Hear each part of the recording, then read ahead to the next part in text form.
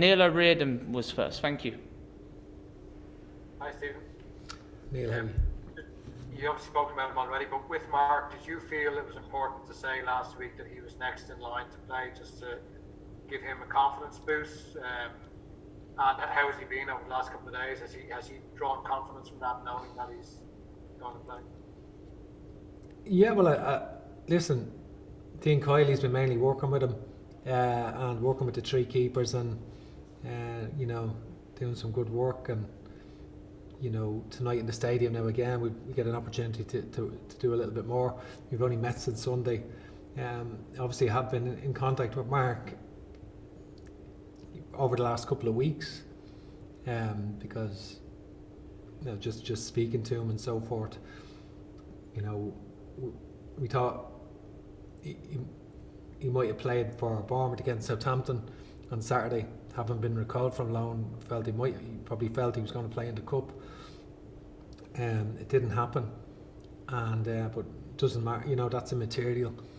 He's been training very well, and he's in impeccable condition. And certainly Serbia put a lot of crosses in the box. They have a capacity to score headed goals with their forwards. They put a lot of crosses in the box, and Mark is 6'4", and he certainly is capable of coming and taking crosses, and that will be important. I can just ask how Anthony Barry has settled in, and obviously I know there's a lot more to him than this, but he has a bit of a reputation for being around set pieces and throw-ins. Is that something that can result in an immediate kind of impact, do you think, tomorrow? Anthony settled in very well. He's as has Dean, and it's early days. He's only met the players on Sunday, so it's he's an excellent coach, and we're delighted to have him. And I think he's very very humble guy, and settled into the group really, really well. And finally, sorry, was Dragan Stojkovic, was he somebody you admired as a player? Yeah, absolutely. And certainly Yugoslavia had some great players in that period. Had some great players in that period, and great midfield players. And he was a good player for sure. Thank you. Thanks. David Dunn. Hey, Stephen. Hi, David. Just on Jason Malumbi, obviously we know he has a massive future for Ireland and the talent that he has. It's a bit of a worry that he hasn't featured as much this season once he got his loan move to Preston. I think you're right. We would have wanted him to play more, and when he did play, he was used mainly as a number 10. Because I was at quite a few of the games. I've seen Preston play quite a lot, and because we had Alan Brown playing there, Jason Malumbi, obviously Greg Cunningham was coming back from injury before he, as well, and we had Shani Maguire was just coming back from injury as well, so it was a good opportunity to see them. I think Jason, very dynamic player, very very passionate sort of midfield player, very quick over the ground, a good range of passing. It was very competitive in there. He was sort of competing against Alan Brown for a place a little bit, and because they just bought Ben Whiteman for a considerable transfer fee, who plays as the holding role. So sometimes Jason was playing as the number 10 for Preston, which probably isn't his natural position, and he's better facing the play. So I think, but he did play a good bit, and he did play last week. The game he played a half in the game against Middlesbrough, and had played the previous week. So he has played a reasonable amount of games. Oh, yeah, that's great. Best of luck tomorrow, Steve. Thank you. Paul O'Hare from the Mirror, please. Stephen, how are you? Hi, Paul. How you doing? Just one question from me, just on the forwards and the lack of goals that we've had over the last few games.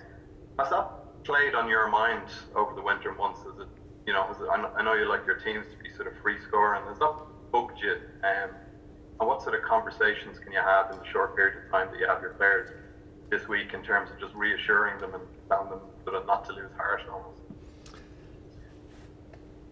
Yeah, it's a conversation we obviously want to stop having, I think, because even late on against Bulgaria, Robbie Brady's shot comes off the underside of the crossbar, comes out.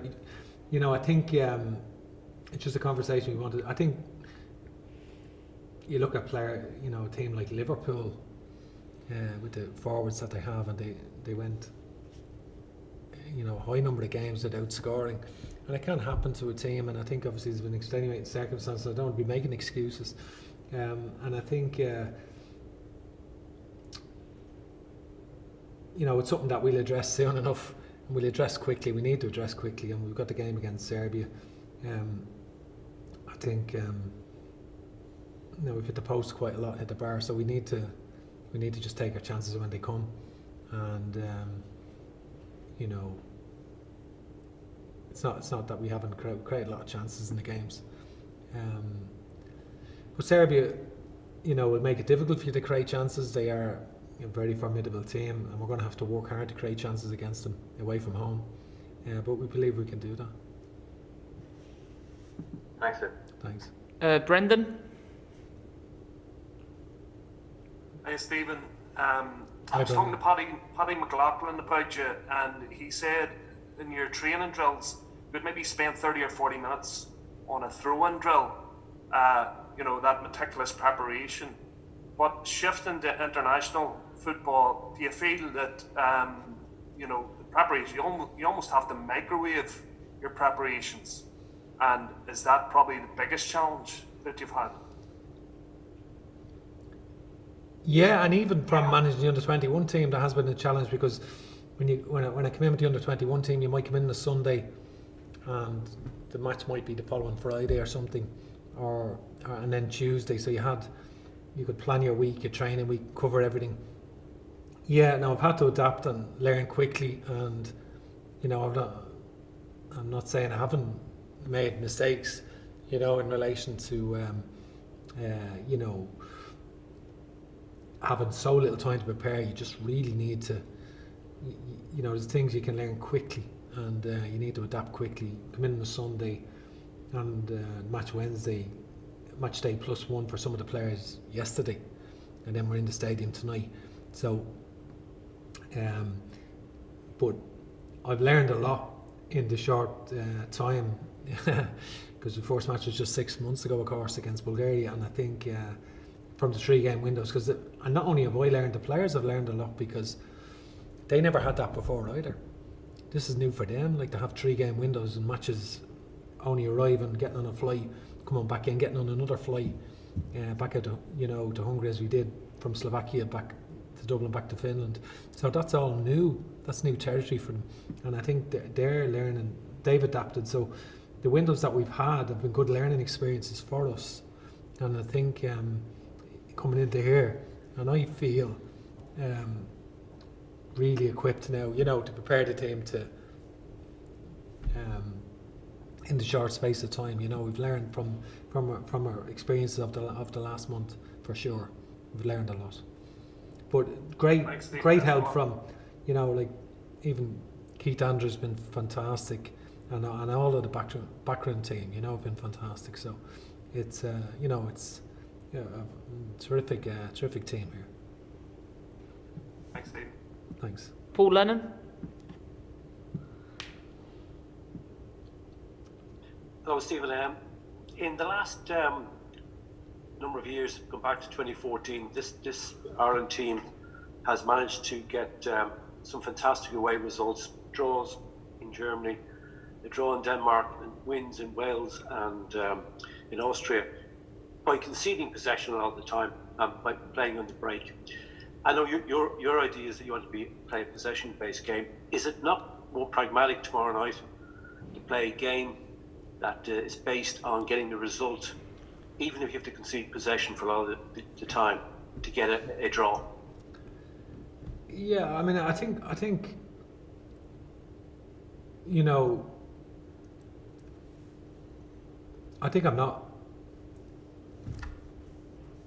I'm may not be pragmatic, but I'm also realistic as well. I mean, there will periods when you're playing a team like Serbia. Sometimes there will be periods of the game where certainly they find a rhythm with their passing and find a flow, and you do have to defend well, and you have to be set up defensively well, and and I think so.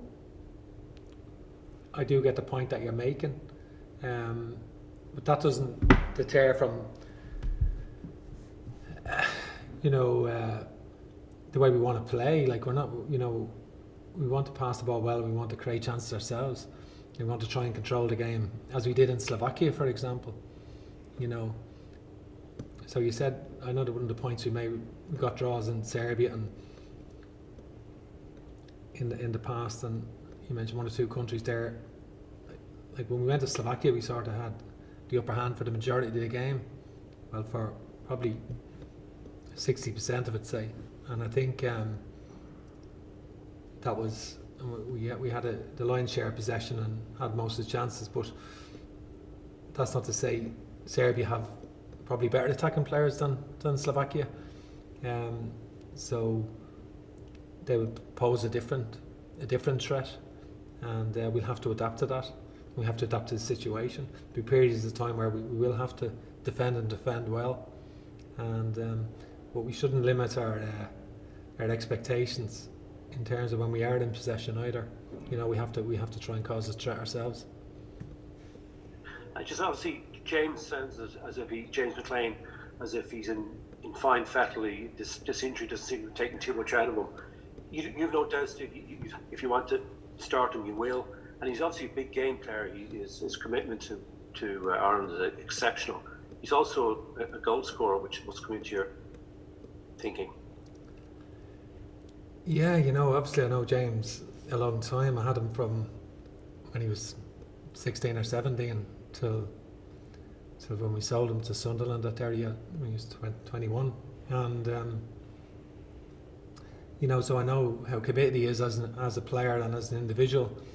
And he's a strong character, even more so now, obviously, because he's had such a career, and he's 31 years of age. So he's a different person than he was when he was 21, of course. His passion to play for Ireland is unquestionable, and I don't think it'll ever diminish. And he's very, very, very keen to do well, and that's part of his personality. So yes, James is an option for us, and it's one that we have to consider. Obviously, his lack of training in recent weeks and is a bit of a factor, but we'll have to. These are things that we'll all have to consider, Paul. Emmett Malone. Hi, Stephen. Just sorry, following up on that slightly. How much of how do you weigh up the difference between the two games, the different priorities, slightly different priorities, and how much of a factor is the Luxembourg game at home in deciding whether you risk the likes of McLean and Connolly in this game? I get the point. Certainly, should we be more strategic, and overemphasise and try and keep them fresh for the Luxembourg game at home. But no, listen, we're looking at this game on its merits in Serbia, and we're not thinking about Luxembourg at this stage. Like, we want to make sure that I know that it's a reasonable argument to make that judgment and say, well, they haven't had much training. Aaron Connolly, for example, hasn't. Can we keep him in reserve and train him a bit more and so forth, and try and get him to peak? But I think we have to go and listen. This is the World Cup, and there's only 8 games. And if you start well, you start well. It can be about momentum at times, and you only don't get many opportunities like that in life. So we've got to sort of grasp it and take the opportunity and give everything of ourselves. And and then when the game is over against Serbia, then we can switch on to Luxembourg. I think I'm not going to be, you might have two different ways of playing in terms of against Serbia and Luxembourg. Certainly there can be tactical changes, but all of the players are just focused on the game against Serbia now, and that's the game we're very focused on, and we want to give everything of ourselves to get the best result that we possibly can. Okay, and you spoke when you were naming the squad. I mean, it comes up every time, and apologies for bringing it up again. But Doherty and Coleman in the same team. You talked about it then, and you talked about the fact that had everything maybe gone to plan completely in the autumn, they would have played in the same Ireland team by now.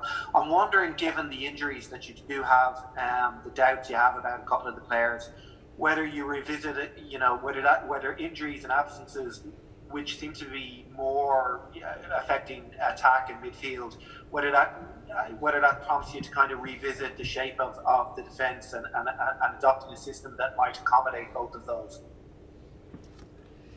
There's a few different ways there they could be accommodated, and but again, I would like to answer your question more honestly, but I think just in the interest of not giving too much away into the opposition, I think it'd be foolish of me to do that, in relation to tomorrow's game. But I do, obviously, that they are two of our better players, and you have to find a way of getting the best out of your best players. That's the job, and I think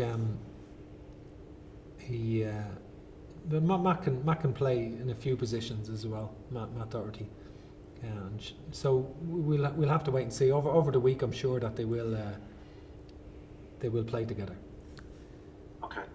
Connolly is fit enough to start if needed, is he? Yeah. Okay, and just one more from Dan McDonald. Dan, you've just got the 2 minutes left there, so just one more, please. Fine, I've got just one question, Stephen.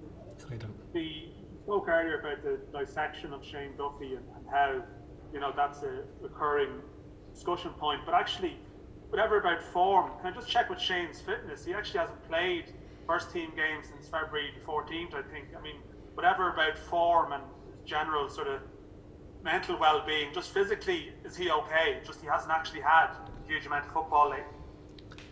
Yeah, he played against St Johnstone in that game, of course, and they won the game, but he was left out of the next game. And last week they had no game last week, so they played a behind closed doors game against Kilmarnock at their training ground, and he played 45 minutes of that. He's been training every day, and excuse me. He's been training every day, and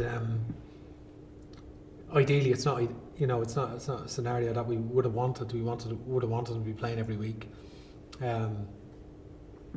but I'm sure he's not absolutely match fit.